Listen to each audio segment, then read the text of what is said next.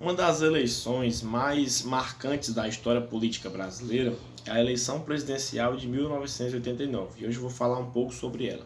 Primeiro a gente tem que entender o contexto histórico dessas eleições, né? Elas foram as primeiras eleições após 21 anos de ditadura militar e elas marcavam o início do pluripartidarismo no Brasil da nova república, né? Ou seja, durante a ditadura só existiam dois partidos políticos. A Arena, né, que era o partido Situação, o partido do governo militar, da ditadura militar, e o MDB, que era o partido de oposição. Com a Constituição de 88, o Brasil passa a ser pluripartidarista, como é até hoje, ou seja, existem vários partidos políticos atuando no meio nacional. É óbvio que por causa desse pluripartidarismo, a eleição de 89 ela seria marcada por muitos candidatos. E não eram poucos não, eram realmente muitos.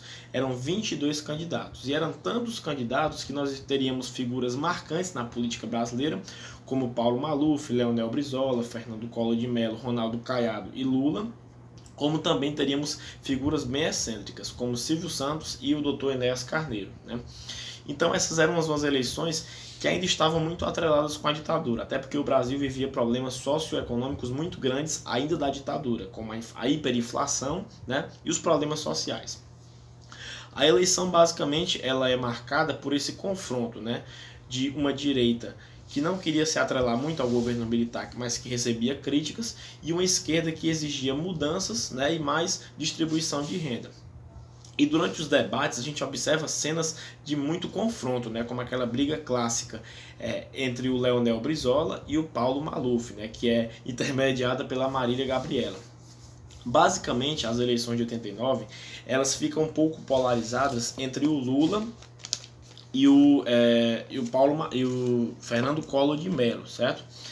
E enquanto o Lula defendia uma mudança total, uma ruptura, né, com mais mudanças sociais, administrativas, econômicas, o Collor de Mello adotava uma postura bem nacionalista, tanto que ele ficou popularmente conhecido como o caçador de marajás, né?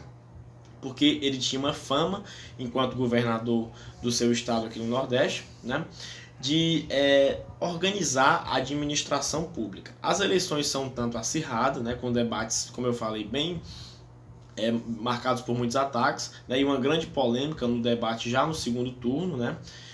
No primeiro turno, o Fernando Collor de Mello sai vitorioso em primeiro lugar, mas ele vai disputar o pleito com o Lula no segundo turno.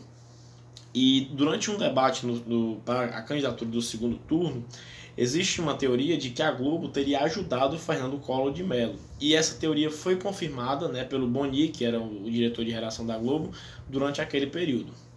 Fernando Collor de Mello ganha as eleições com 53,3% dos votos, né, e acaba se tornando o primeiro presidente eleito democraticamente durante a ditadura militar, ao lado do seu vice Itamar Franco, né.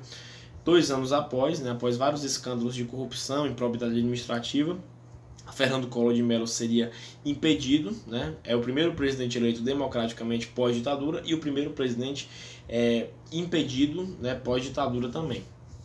E o Itamar Franco assume a presidência do Brasil.